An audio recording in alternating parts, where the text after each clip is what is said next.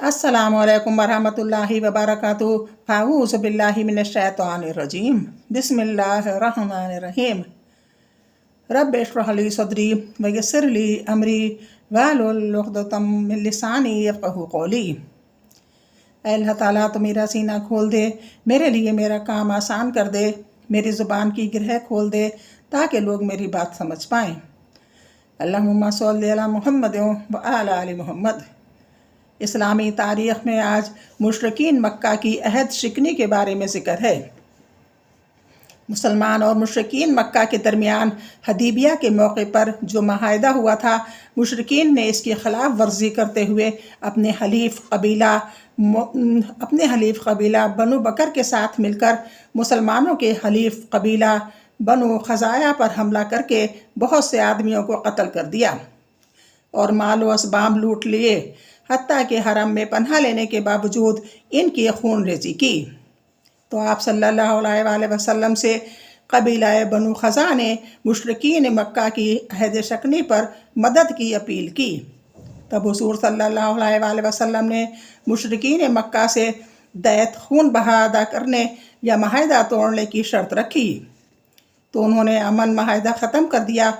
लिहाजा आप सल्लल्लाहु अलैहि वसल्लम इनकी बदअहदी और कत्ल व गारतगरी का बदला लेने के लिए रमज़ान 8 हिजरी में 10,000 सहाबा का अज़ीम शान लश्कर लेकर मदीना से रवाना हुए और मराव ज़ुहरान पहुँचकर ख़ीमा ज़न हो गए। इस्लाम का सख्त मुखालिफ और दुश्मन अबू सुफियान जासूस बनकर लश्कर इस्लाम का जायज़ा लेने आए, तो हज़रत अब्बास रज़ी अल्लाह अन्हु ने इन्हें पहचान लिया और इन्हें पकड़कर आप सल्लल्लाहु अलैहि वसल्लम के पास ले गए। इन्हें देखकर बाज़ सहाबा ने कत्ल करना चाहा, लेकिन आप सल्लल्लाहु अलैहि वसल्लम ने रहम व करम का मामला करते हुए फरमाया, ऐ अबू सुफियान, क्या अब भी तुम्हारे ईमान लाने का वक्त नहीं आया?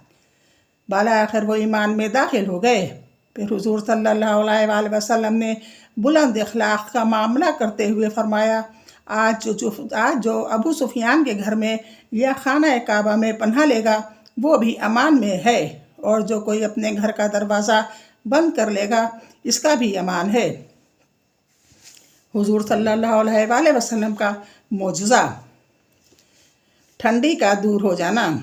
हज़रत हुज़ैफ़ा रज़ी अल्लाह अन्हु फरमाते हैं, ग़ज़वा खंदक के मौके पर सख्त ठंडी हवा चल रही थी। ऐसे में रसूलुल्लाह सल्लल्लाहु अलैहि वसल्लम ने सहाबा से फरमाया, है कोई जो मेरे पास दुश्मनों के काफ़िले की खबर ले आए?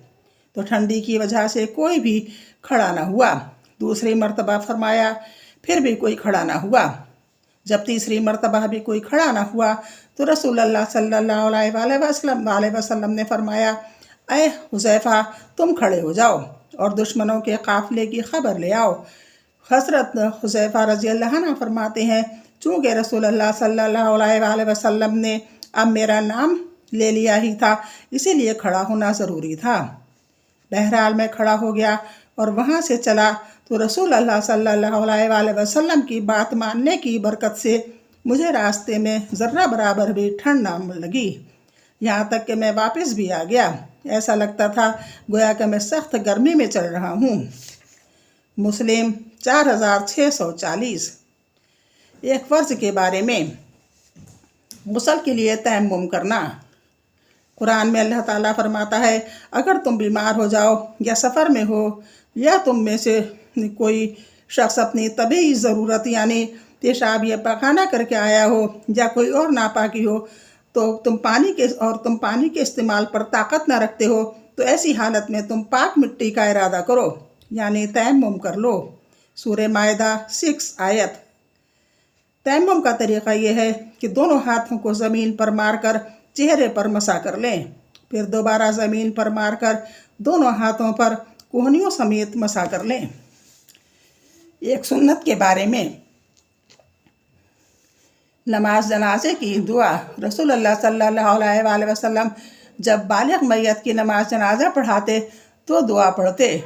दुआ नमाज की किताब में लिखी हुई है, इब्न माजा 1498। एक अहम अमल की फजीलत, कुरान की हर हर्फ पर 10 नेकी। رسول اللہ صلی اللہ علیہ وآلہ وسلم نے فرمایا جس نے قرآن کا ایک حرف بھی پڑھا تو اس کو 10 نیکیاں ملتی ہیں۔ پھر فرمایا ہم یہ نہیں کہتے کہ الف لام میم پڑھنے پر 10 نیکیاں ملتی ہیں، بلکہ الف پر 10 نیکیاں، لام پر 10 نیکیاں اور میم پر 10 نیکیاں ملتی ہیں۔ ایک گناہ کے بارے میں اللہ تعالیٰ کے ساتھ شرک کرنا۔ قرآن میں اللہ تعالیٰ فرماتا ہے بلا شبہ اللہ تعالیٰ شرک کو معاف نہیں کرے گا۔ شرک کے علاوہ جس گناہ کو چاہے گا معاف کر دے گا، اور جس نے اللہ تعالیٰ کے ساتھ کسی کو شریک کیا تو اس نے اللہ کے خلاف بہت بڑا جھوٹ بولا۔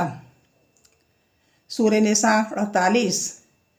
دنیا کے بارے میں، دنیا کی چیزیں ختم ہونے والی ہیں۔ قرآن میں اللہ تعالیٰ فرماتا ہے جو کچھ تمہارے پاس دنیا میں ہے وہ ایک دن ختم ہو جائے گا، اور جو اللہ تعالیٰ کے پاس ہے وہ ہمیشہ باقی رہنے والی چیز ہے۔ سورہ نحل 96۔ آخرت کے بارے میں، قیامت کے دن لوگوں کا حال۔ رسول اللہ صلی اللہ علیہ وآلہ وسلم نے فرمایا قیامت کے دن لوگ ننگے پیر، ننگے بدن اور بغیر ختنہ کے اٹھائے جائیں گے، جس طرح وہ پہلی مرتبہ پیدا کیے گئے تھے۔ ترندی 2423۔ طب نبی سے علاج، جزام کوڑھ کا علاج۔ رسول اللہ صلی اللہ علیہ وآلہ وسلم نے فرمایا 7 دن تک روزانہ 7 مرتبہ مدینے کی عجوہ کھجوروں کا استعمال جزام کوڑھ کے لیے فائدہ مند ہے۔ کنز العمال 28332۔ نبی صلی اللہ علیہ وآلہ وسلم کی نصیحت۔ رسول اللہ صلی اللہ علیہ وآلہ وسلم نے فرمایا جب تم میں سے کوئی کھانا کھائے تو اسے اپنی انگلیوں کو چاٹ لینا چاہیے، کیونکہ اسے معلوم نہیں کہ اس کی کون سی انگلی میں برکت ہے۔ مسلم 5307۔ اسلامی تاریخ کا یہ آج ذکر تھا، کل انشاءاللہ اگلا ذکر ہوگا۔ اب تھوڑا قربانی کے بارے میں ذکر ہو جائے۔ قربانی کے ایام میں دیگر عبادات کے مقابلے میں قربانی کا عمل اللہ کو سب سے زیادہ پسند ہے۔ ام المومنین سیدنا حضرت عائشہ رضی اللہ عنہا سے مروی ہے کہ نبی صلی اللہ علیہ وآلہ وسلم نے ارشاد فرمایا قربانی کے دن میں کوئی عمل اللہ تعالیٰ کو خون بہانے سے زیادہ پسندیدہ نہیں ہے، اور یہ قربانی کا جانور قیامت کے میدان میں اپنے سینگوں، بالوں اور کھروں کے ساتھ آئے گا، اور قربانی میں بہایا جانے والا خون زمین پر گرنے سے پہلے اللہ تعالیٰ کے دربار میں قبولیت کا مقام حاصل کر لیتا ہے۔ لہٰذا خوش دلی سے قربانی کیا کرو۔ قربانی کے بجائے صدقہ کافی نہیں۔ واضح ہو کہ ایام قربانی میں جانور کا ذبح کرنا ہی لازم ہے۔ جانور کی قیمت کے صدقے سے کام نہیں چل سکتا، اور جو شخص وسعت کے باوجود قربانی نہیں کرے گا وہ سخت گنہگار ہوگا، کیونکہ وہ واجب کا تارک ہے۔ آج کل بعض ماڈرن ذہن والے لوگ قربانی کے بجائے صدقہ کرنے پر زور دیتے ہیں، تو ان کی یہ بات شریعت کے قطعاً خلاف ہے اور ہرگز بھی لائق توجہ نہیں ہے۔ قربانی کے ایام 3 ہیں، یعنی 10، 11 اور 12 ذی الحج۔ اس سے پہلے یا بعد میں قربانی معتبر نہیں ہے۔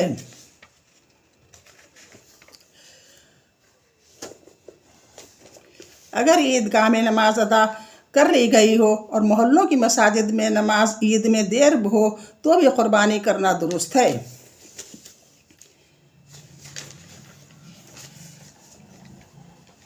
کم قیمت کی بنا پر دوسری جگہ قربانی۔ سستی قیمت کی بنا پر دوسری جگہ قربانی کرانے میں شرعاً کوئی حرج نہیں ہے، لیکن یہ بات یاد رہے کہ مالی عبادات میں جتنا زیادہ روپیہ خرچ کیا جاتا ہے ثواب اتنا ہی زیادہ ملتا ہے۔ دکھاوے کے لیے زیادہ قیمت کا جانور خریدنا۔